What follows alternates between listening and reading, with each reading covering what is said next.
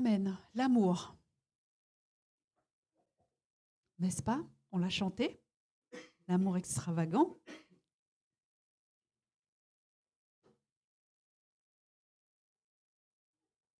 L'amour renversant. Amen. Et si je suis là, c'est parce qu'un jour, il a frappé très fort à mon cœur par son amour. Et que, comme on l'a chanté tout à l'heure, je suis émerveillée, émerveillée de tout ce qu'il est, émerveillée de tout ce qu'il fait, émerveillée de cet amour inconditionnel, cet amour qui ne regarde pas à ce que tu fais ou à ce que tu ne fais pas, cet amour qui ne regarde pas à tes faiblesses, à tes insuffisances quelquefois, cet amour qui est entier, qui est inconditionnel. Amen. Excusez-moi.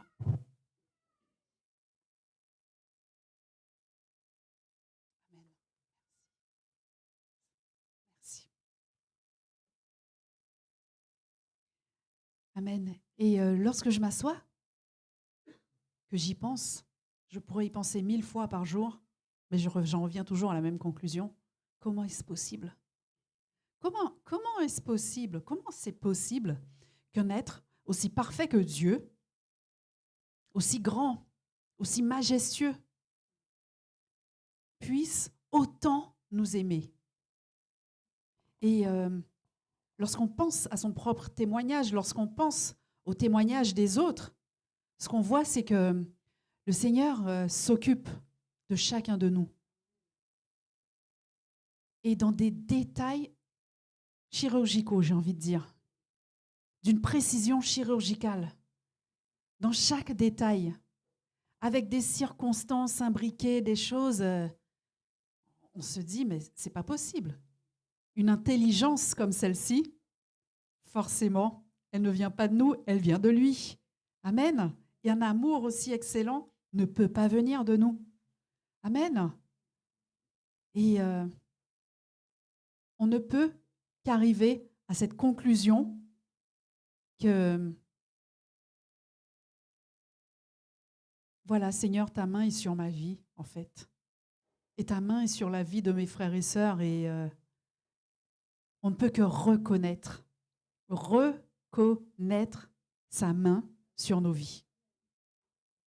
Reconnaître sa fidélité. Le reconnaître dans toutes nos voies.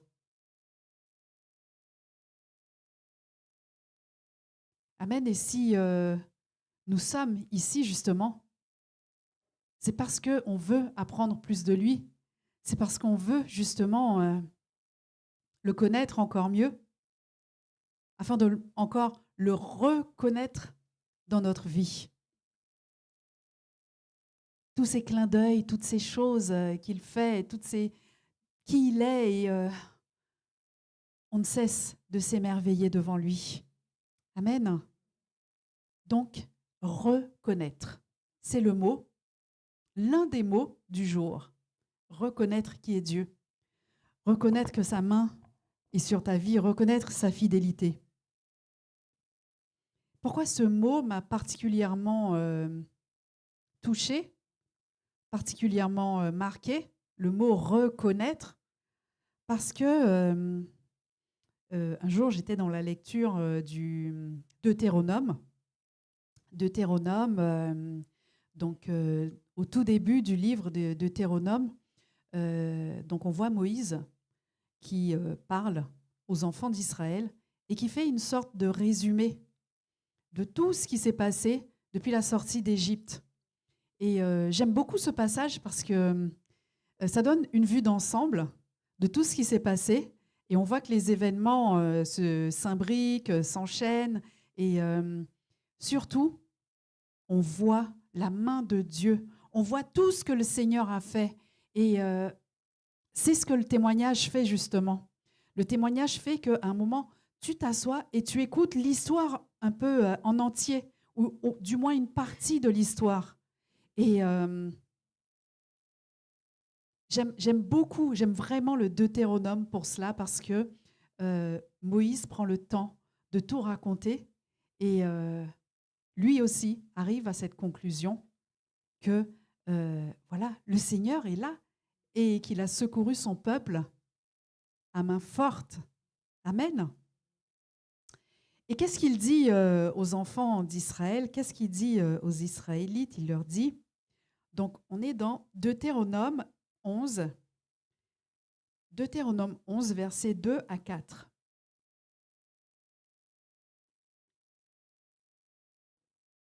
Deutéronome 11, versets 2 à 4.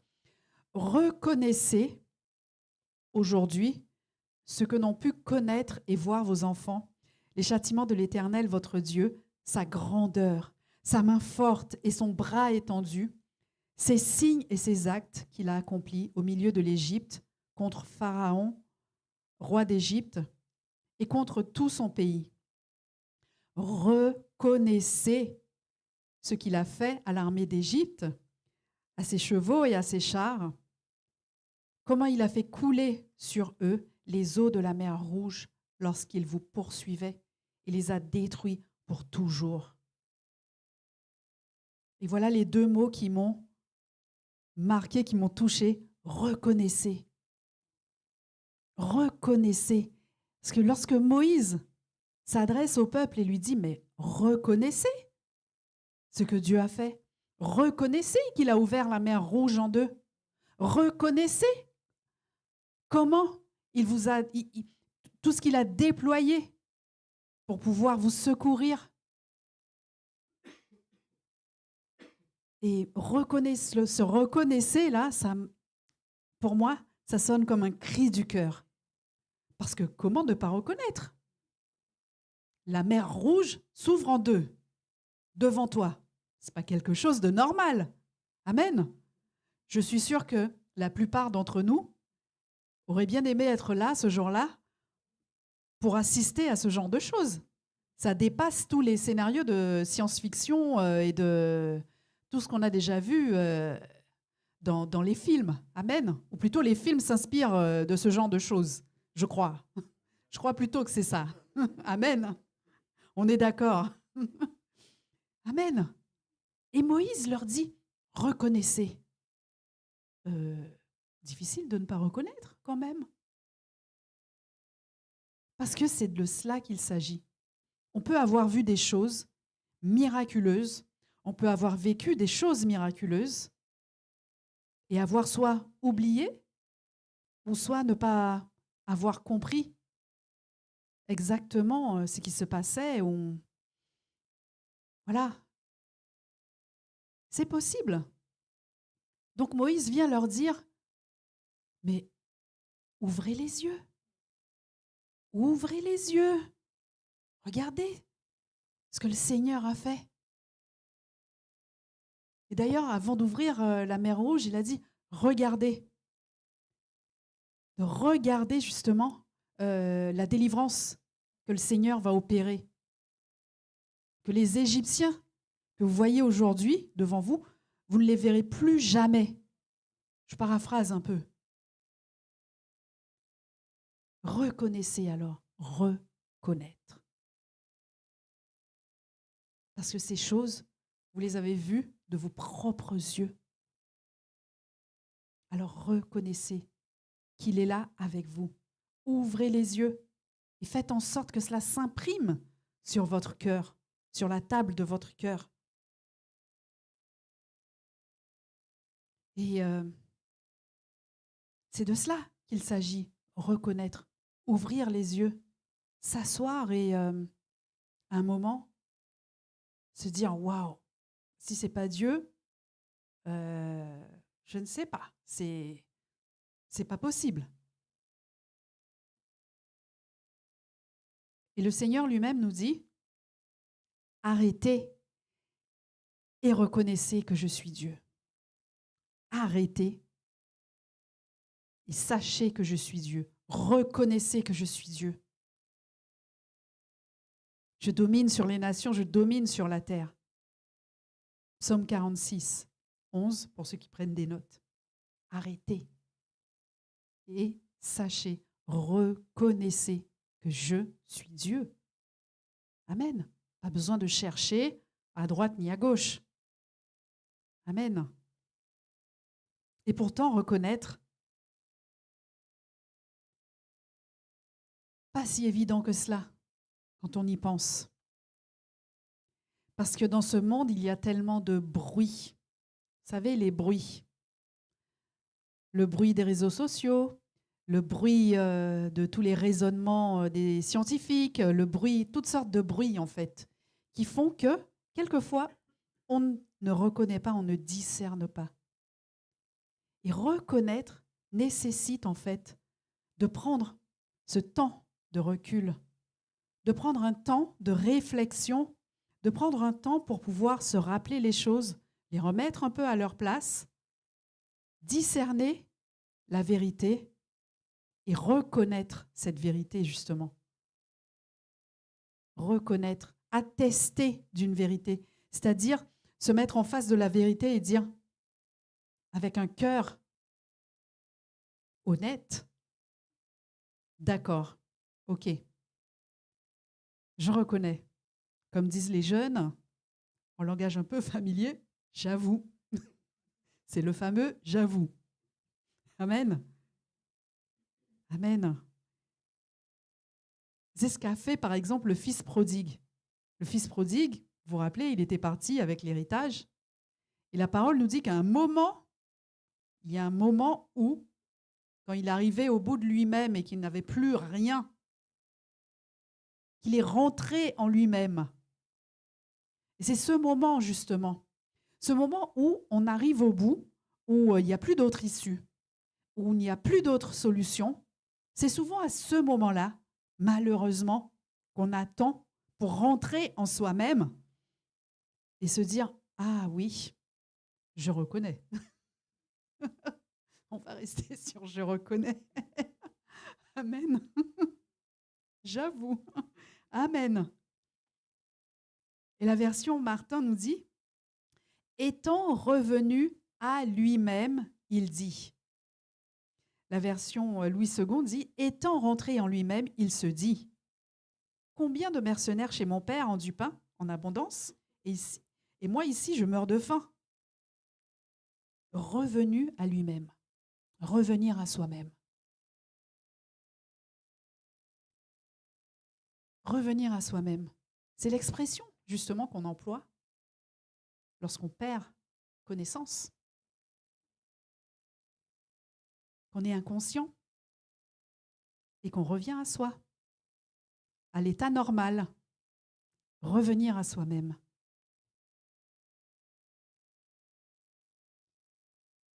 Donc, reconnaître, c'est revenir à soi-même. Et dans la parabole du semeur, Jésus dit que la parole qui porte du fruit, elle tombe, c'est celle qui tombe dans le cœur qui est honnête et bon. Honnête et bon. Suffisamment honnête, c'est-à-dire franc, c'est-à-dire de bonne foi, c'est-à-dire qui ne triche pas. En toute honnêteté, en toute sincérité, en toute franchise. C'est ce qu'on dit. Amen. C'est-à-dire que lorsque tu reviens à toi-même, en fait, tu vois cette vérité et tu constates. Tu constates en toute franchise qu'il n'y a pas autre chose que cela. Autre chose que cette vérité. Amen.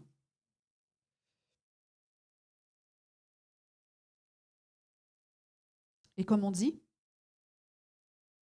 la lumière s'allume. La lumière arrive à tous les étages. Quand c'est comme ça, on a l'impression que ça saute aux yeux et on est éclairé. On est comme éclairé. Et on se demande justement, mais comment c'est possible que je n'ai pas vu cela avant? La lumière. Amen. Jean 1. En elle, la parole, Jean 1, versets 1 à 4, en elle était la vie. Et la vie était la lumière des hommes. La vérité, la lumière des hommes. Reconnaître la vérité, être éclairé. Amen.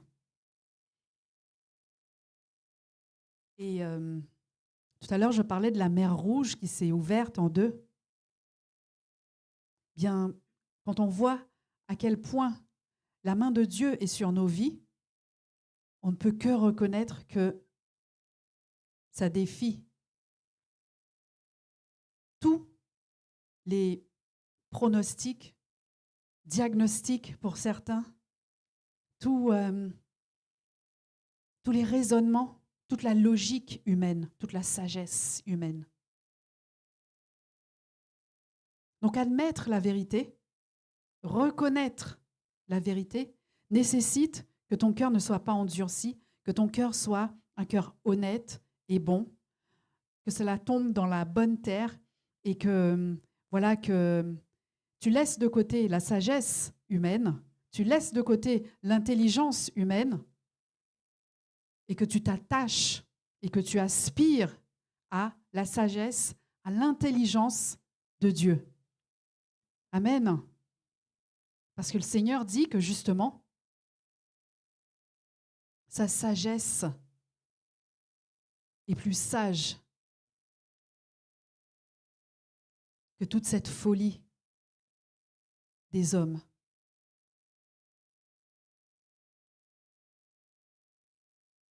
Amen. Il s'agit d'être illuminé. C'est pourquoi Paul dit dans Éphésiens que il prie, il dit « Je ne cesse de rendre grâce pour vous, faisant mention de vous dans mes prières, afin que le Dieu de notre Seigneur Jésus-Christ, le Père de gloire, vous donne un esprit de sagesse et de révélation dans sa connaissance et qu'il illumine les yeux de votre cœur pour que vous sachiez quelle est l'espérance qui s'attache à son appel. Qu'il illumine les yeux de votre cœur. Les yeux de votre cœur. Depuis quand le cœur a des yeux? C'est spirituel. Amen. C'est spirituel. Amen. Reconnaître. Lorsqu'on pense à ce mot, il y a le préfixe re,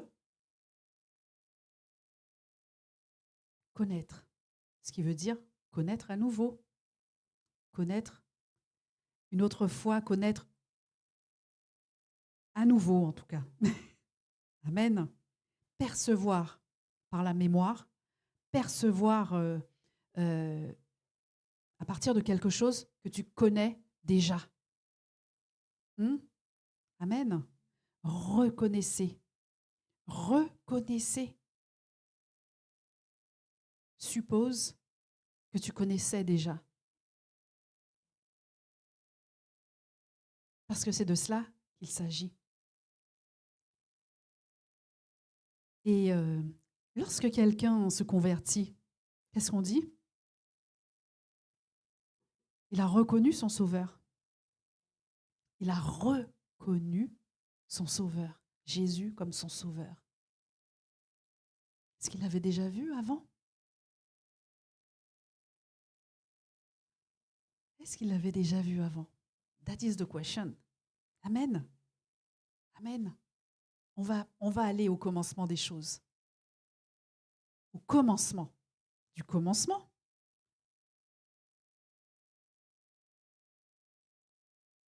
Lorsque Dieu crée l'homme. Alors déjà, petit rappel, donc nous sommes un esprit. C'est ce que nous sommes. Amen. Non, parce que dans les discussions mondaines, quelquefois, on entend « Oh, c'est une belle âme » ou « Tu es une belle âme ». Non, je suis esprit, je possède une âme. Ce qui veut dire que justement, c'est mon âme qui et conduite par mon esprit. Amen. Ça change tout. Ça change tout. Ce n'est pas mes sentiments mes émotions qui me dominent. Non, c'est mon esprit qui fusionne avec le Saint-Esprit, qui domine et qui influence mon âme. Amen. Donc, nous sommes un esprit, c'est notre nature, c'est ce que nous sommes. Nous possédons une âme et nous habitons dans un corps qui est notre maison, notre enveloppe corporelle, notre tente, notre apparence, l'apparence que nous avons. Et donc Dieu nous a créés, n'est-ce pas? Et Dieu, lui, est éternel, il vit dans l'éternité. OK? Et nous avons été créés une fois que le ciel et la terre furent achevés. Genèse 1,26, Dieu dit « Faisons l'homme à notre image, selon notre ressemblance, et qu'il domine sur les poissons de la mer et sur les oiseaux du ciel, sur le bétail, sur la terre et sur tous les reptiles qui rampent sur la terre. Faisons l'homme. » L'homme, ici, le strong, l'homme, c'est le genre humain, c'est-à-dire l'humanité, c'est-à-dire l'ensemble des hommes. Donc l'ensemble des hommes est créé en Genèse 1,26. Amen. Nous avons été créés, puisque nous étions en Adam, en Genèse 1,26. Puis il y a ce moment où, Genèse 2,7, l'Éternel forma l'homme de la poussière de la terre. Où l'homme arrive sur terre, il prend forme. Amen. Formé. C'est-à-dire ce moment où ton corps est formé. Amen. Donc, quelle est la partie qui est créée en Genèse 1,26? L'esprit. Amen. Puis après, le corps et l'âme arrivent. Amen.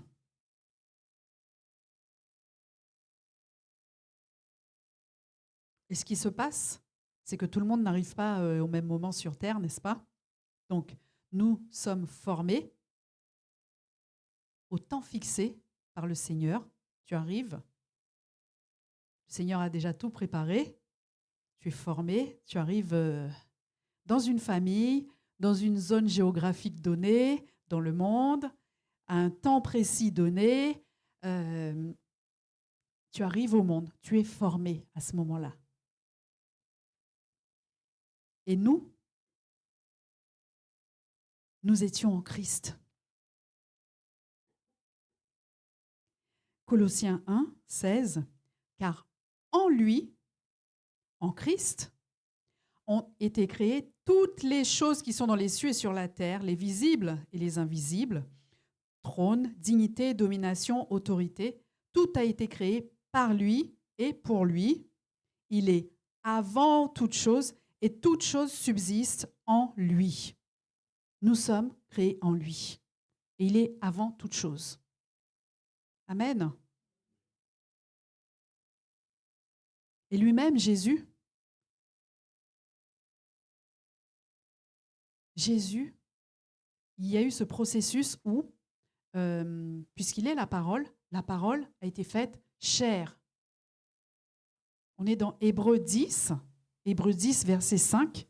Il y a ce dialogue entre Dieu, le Père et le Fils, où Christ dit, c'est pourquoi Christ, entrant dans le monde, parce qu'il était déjà, amen, il est,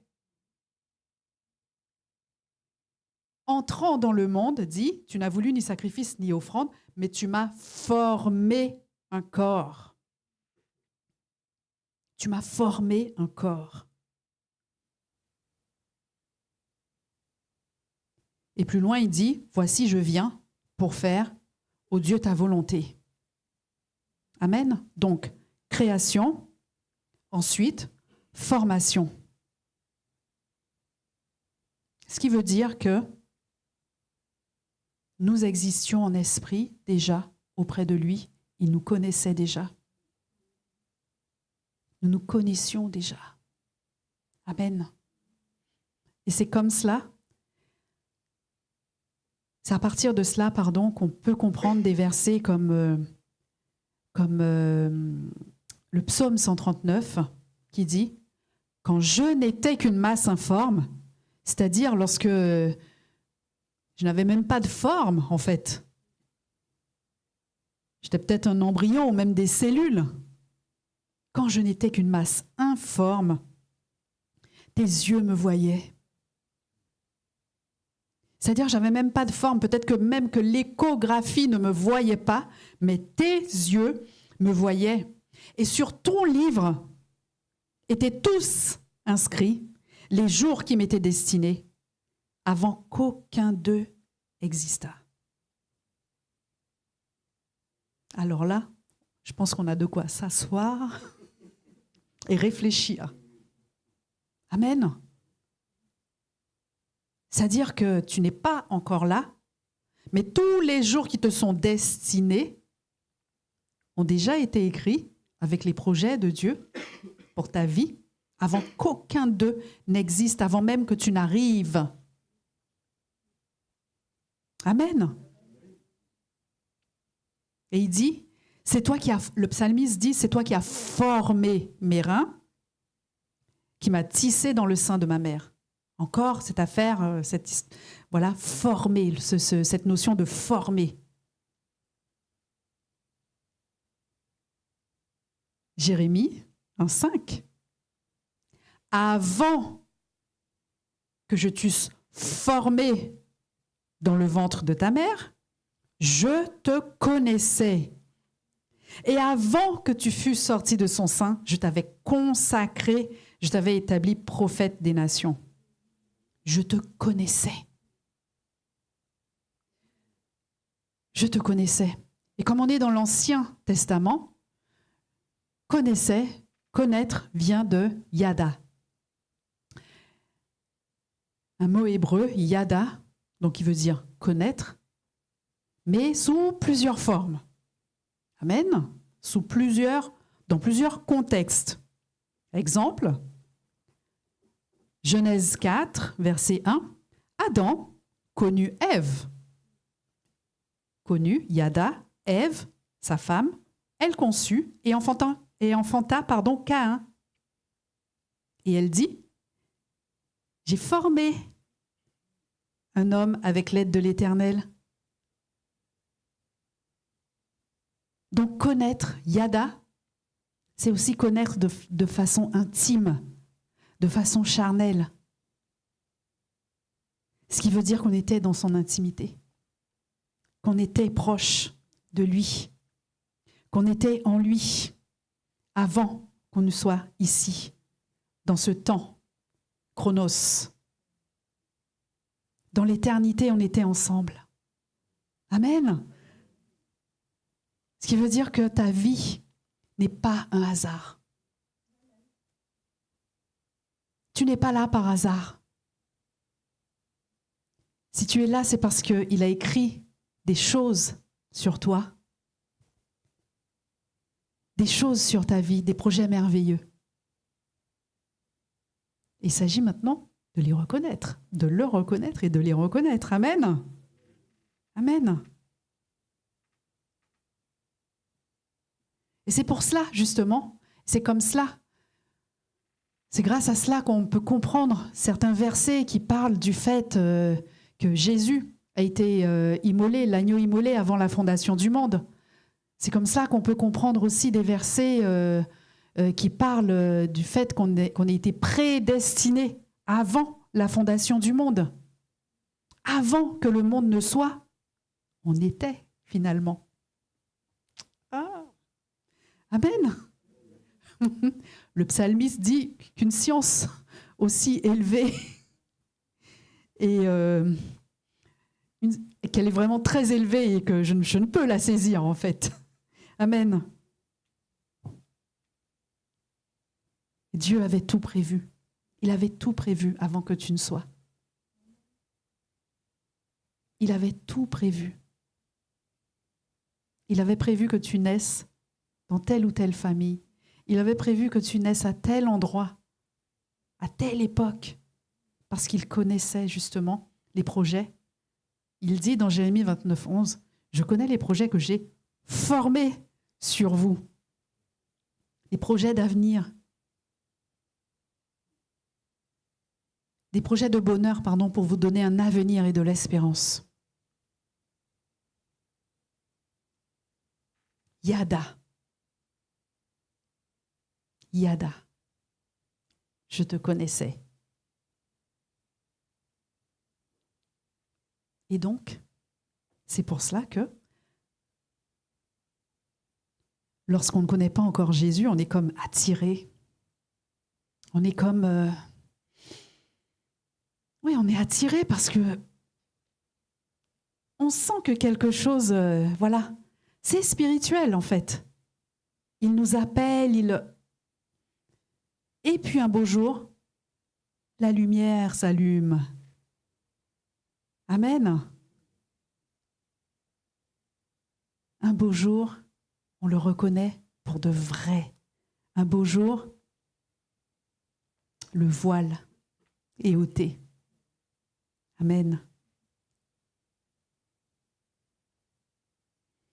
Alors en hébreu, le mot est, pour connaître, est yada.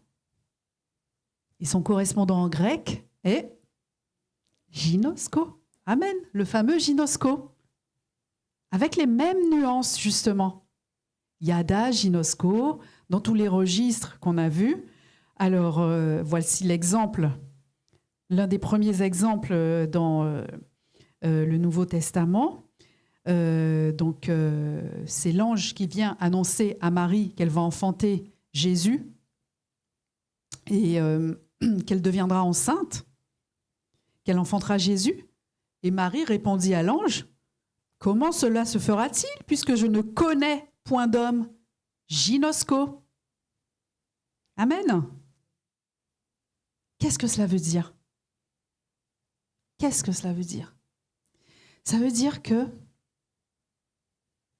le Seigneur nous a toujours aimés et qu'il nous aime tellement qu'on était proche de lui, qu'on habitait en lui, qu'on était en lui. Et qu'il a toujours voulu, dès le départ, dans sa pensée, cette intimité, cette proximité avec nous. C'est son désir. Que nous soyons proches. Que nous soyons dans cette proximité. Amen.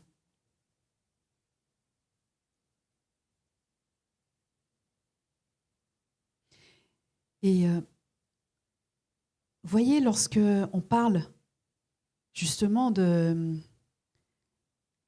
par exemple, de la Nouvelle Jérusalem, il est écrit que j'habiterai au milieu d'eux. J'habiterai au milieu d'eux. Ils seront mon peuple et qu'il sera avec nous. Et dans nos esprits, on a tendance à voir ça comme quelque chose de « waouh ».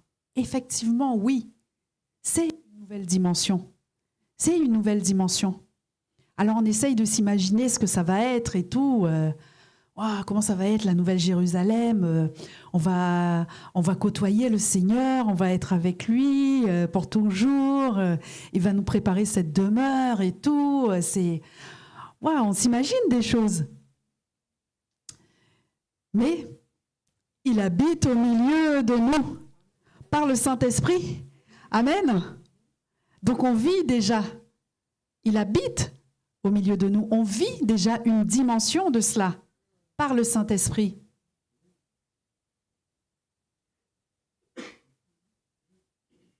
Parce que lorsque tu regardes en toi, c'est lui que tu vois. C'est le Saint-Esprit que tu vois. Sa présence qui est en toi. Amen. Et c'est vrai qu'on est comme cela, parce que imaginez les prophètes. Dans 1 Pierre, il est écrit que les prophètes, lorsqu'il leur a été annoncé cette ère dans laquelle nous, on vit, la dispensation de la grâce où le Saint-Esprit habite en nous, ils ont fait de ce sujet l'objet de leurs recherches et de leurs investigations pour sonder, pour savoir à quelle époque ça allait arriver. Et il leur a été dit que ce n'était pas pour eux, mais que c'était pour nous. Et donc, eux, imagine que, voilà, pour être dans la pleine présence, dans le Saint des Saints, il y a tout un protocole, que ce n'est pas tout le monde et que ce n'est pas tout le temps. Et nous, on a le Saint-Esprit. Nous, on a Dieu, on a la présence de Dieu en nous, on y a accès 24 heures sur 24, 7 jours sur 7. Même les personnes qui partagent ta vie, tes enfants, ton mari, ta femme, tu les vois 7 jours sur 7, mais 24 heures sur 24. Peut-être que tu vas pouvoir les déranger un jour comme ça. Ton mari ou ta femme, tu vas le réveiller à 2h, 3h du mat pour discuter. Le premier jour, ça va passer. Le deuxième jour, il va te dire chérie, t'es gentil, mais le Seigneur, jamais. Il ne se lasse pas d'être avec nous. Il ne se lasse pas d'être dans cette communion avec nous, dans ce dialogue, dans cette communication, dans cette fusion avec nous. Tellement il nous aime. Amen.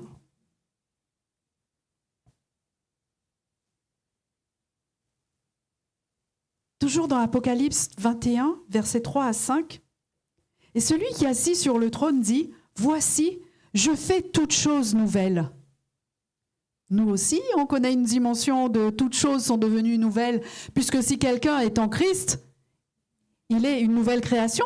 Les choses anciennes sont passées, voici, toutes choses sont devenues nouvelles. Amen. Amen. Mais bon, on veut aussi connaître cette nouvelle Jérusalem, bien sûr. Amen. Amen. Amen. Ce que je veux dire, c'est que, voilà, on a tendance à aller chercher et ne pas reconnaître ce qu'on a aussi, déjà. Et ne pas être dans le plein potentiel de ce qu'on a déjà. Dans la pleine reconnaissance de ce qu'on est déjà équipé, de ce que le Seigneur a déjà tant fait pour nous.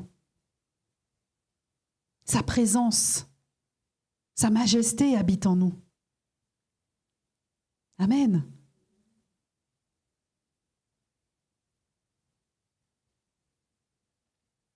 Amen.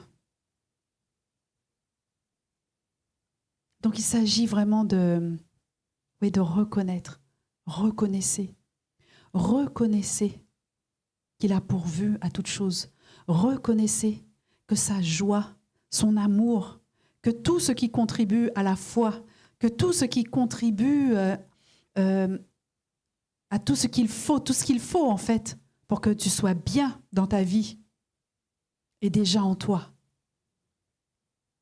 Tu as déjà tout et tu es béni de toutes sortes de bénédictions dans les lieux célestes en Christ.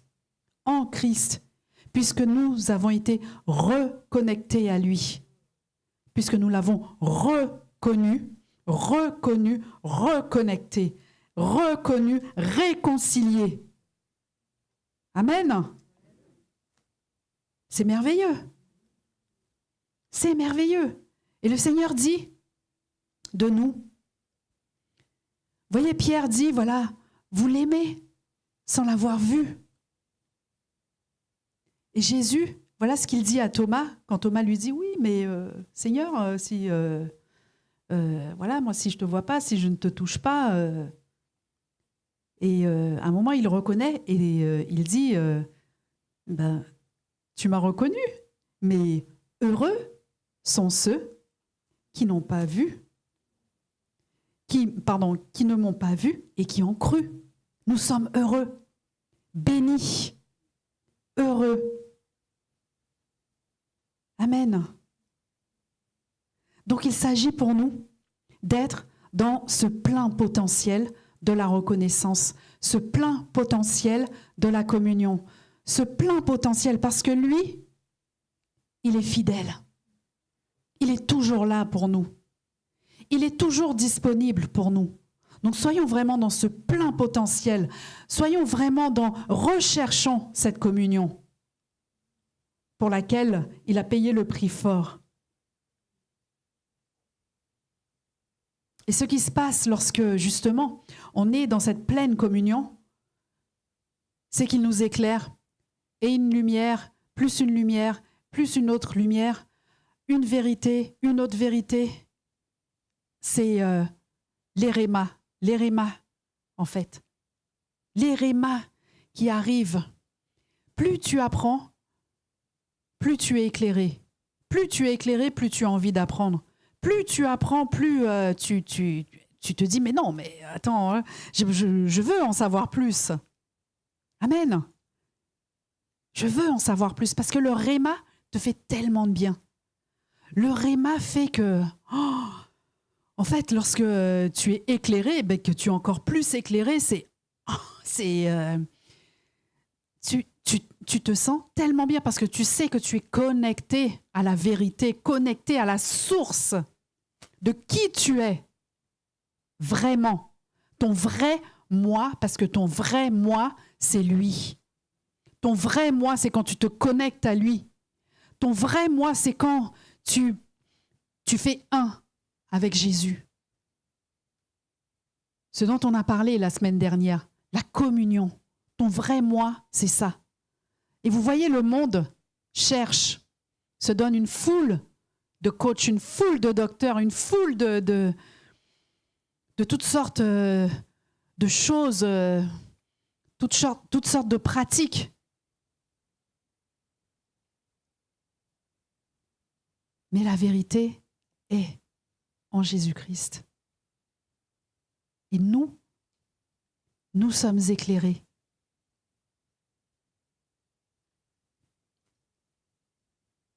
Et il s'agit, en fait,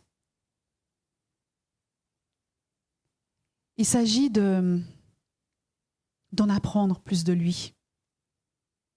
Il s'agit d'avoir des révélations, d'aller de révélation en révélation, de réma en réma. Pourquoi ? Pour pouvoir les garder pour nous ? Parce que lorsque tu manges, à un moment, il faut se dépenser. Hein ? Amen. Parce qu'il est la nourriture. On est d'accord ? Donc, tu ne peux pas manger sans jamais partager ce que tu sais, ce que tu as appris. Amen. Ce que Jésus a dit, vous serez mes témoins. Vous serez mes témoins. À Jérusalem, dans la Judée, dans la Samarie et jusqu'aux extrémités de la terre. Et juste avant de partir, il dit, allez, faites de toutes les nations des disciples, les baptisant au nom du Père, du Fils et du Saint-Esprit, et enseignez-leur à observer tout ce que je vous ai prescrit. Enseignez-leur. Enseignez-leur. Tu es un témoin, passe le témoin. C'est ça l'évangile. J'ai entendu quelqu'un dire que l'évangile, c'était du duplicata, finalement. Dupliquer. Et comme si c'était un prédicateur qui parlait anglais, anglophone, il disait it's copy, but copy right. Si tu n'as pas le copyright, mais tu dois copyright. OK ? Donc, enseignez-leur à observer tout ce que je vous ai prescrit. Enseignez. qui vient de didasko, enseigner. Ce pourquoi nous sommes là. Ce pourquoi nous avons été touchés. Ce pourquoi nous avons tous ces rémas pour pouvoir à notre tour éclairer, puisque nous sommes la lumière du monde. C'est ce que Jésus dit de nous. Nous sommes la lumière du monde et que nous ne pouvons pas être cachés. Que lorsque tu as été éclairé, toi aussi tu éclaires ceux qui sont dans les ténèbres. Toi aussi tu fais du bien aux autres. Amen. Toi aussi tu amènes à faire reconnaître. À faire reconnaître. C'est notre mission. La mission de notre vie. Amen. On n'a pas besoin d'être en mission à Madagascar ou en Inde pour être dans la mission, n'est-ce pas? La vie est la mission déjà. Amen. Didasko. Apprenez-leur, enseignez-leur à observer, à écouter, à garder ce que je vous ai dit.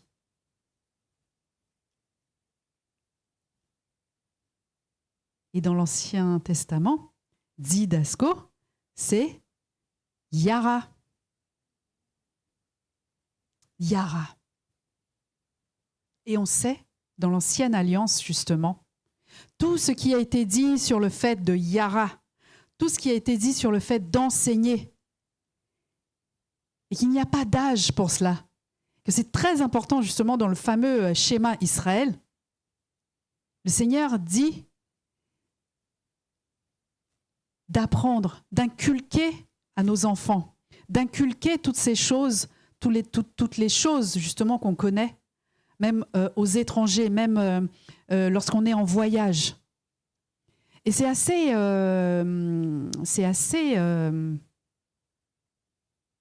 assez surprenant lorsqu'on regarde le schéma Israël, justement, il s'agit de reconnaître justement que le Seigneur, que l'Éternel est le seul Dieu.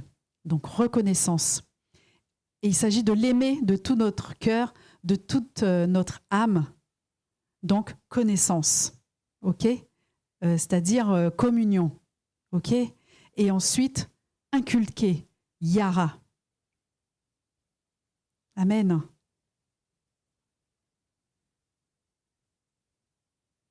Amen. Donc,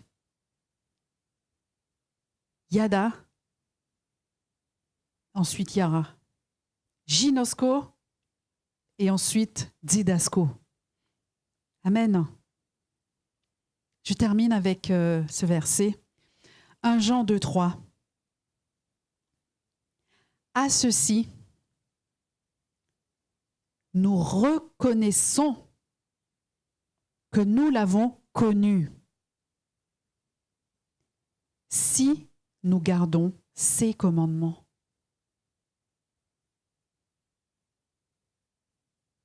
À ceci, nous reconnaissons que nous l'avons connu si nous gardons ses commandements.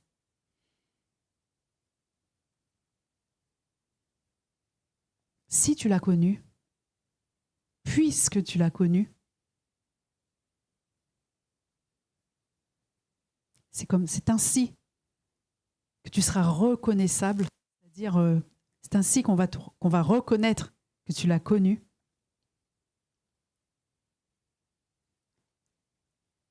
En ceci, je veux dire, parce que tu gardes ses commandements. Parce que celui qui aime le Seigneur garde sa parole. Celui qui aime le Seigneur, celui qui le connaît, qui fait un avec lui, qui fait comme un avec lui, garde, observe sa parole. Il ne s'agit pas, bien sûr, d'être dans l'effort. Il ne s'agit pas non plus, bien sûr, de faire par nos propres forces, mais parce que son esprit habite en nous, il fait en sorte que nous le connaissions et il fait en sorte que nous gardions sa parole. Dès que nous le reconnaissons, puisque le Seigneur ne s'impose jamais. Il ne s'impose jamais.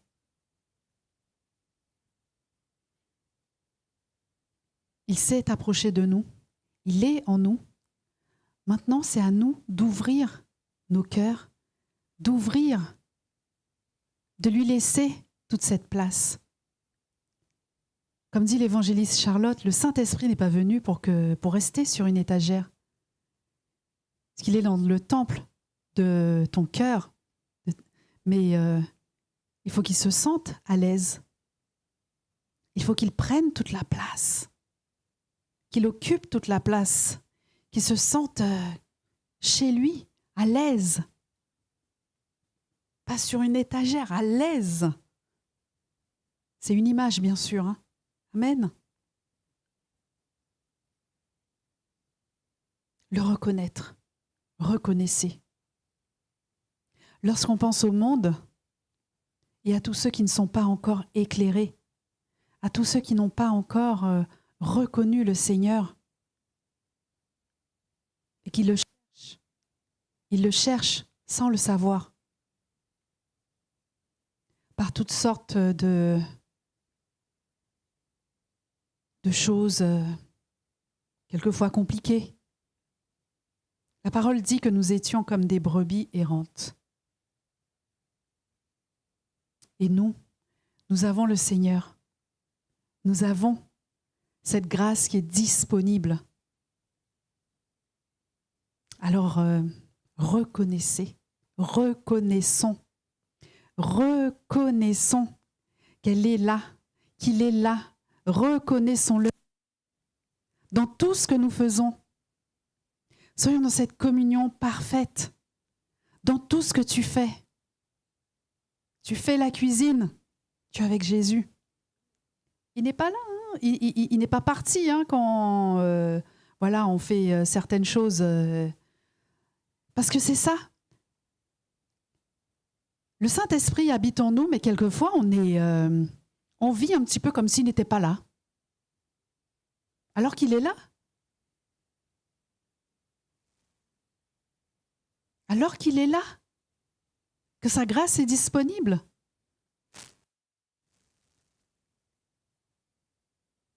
Donc ne passons pas à côté de qui il est en nous.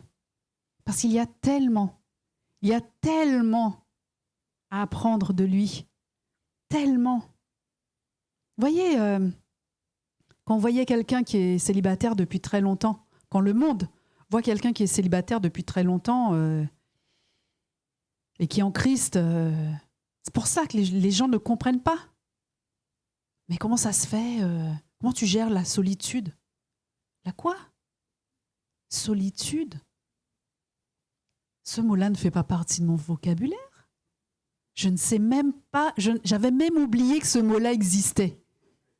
Solitude. Moi, je ne suis pas seule. Le Saint-Esprit habite en moi.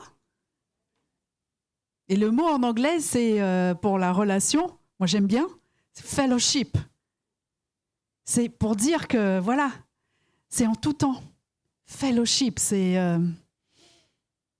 tu es en relation avec le Seigneur pour tout. Tu conduis, hop, il est là. Il n'est pas parti. Tu cuisines, il est là. Tu travailles, il est là.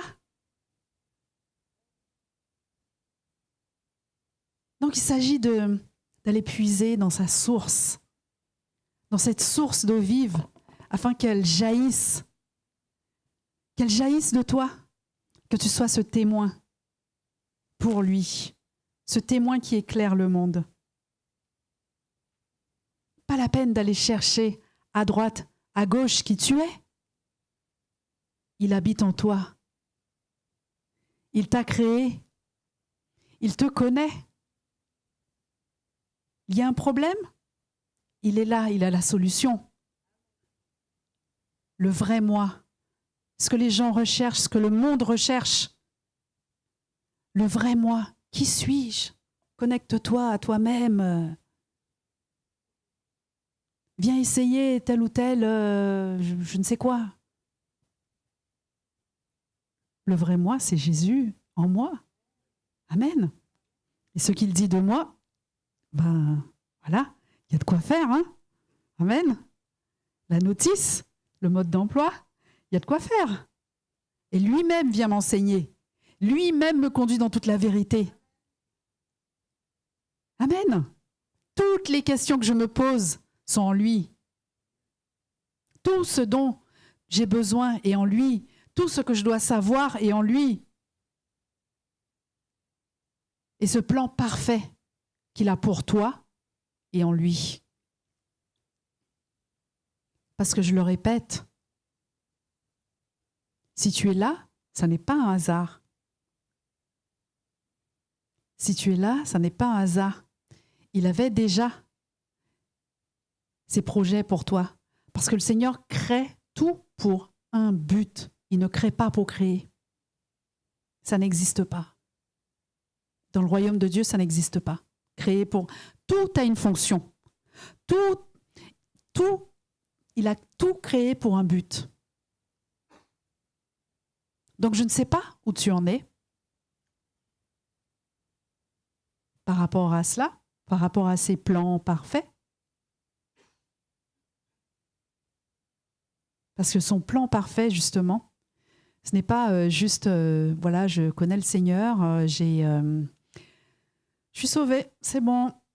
J'ai mon gilet de sauvetage, je suis dans mon canot de sauvetage, c'est bon, je suis sauvée, tout va bien. Non. Le plan, c'est d'aller éclairer les autres. Et dans ce grand plan parfait qui te dépasse, tu découvres des frères et sœurs. Tu découvres que le Seigneur a mis en chacun de nous et en toi aussi des désirs. Pour qui? Pour toi? Non, pour l'autre. Pour l'autre.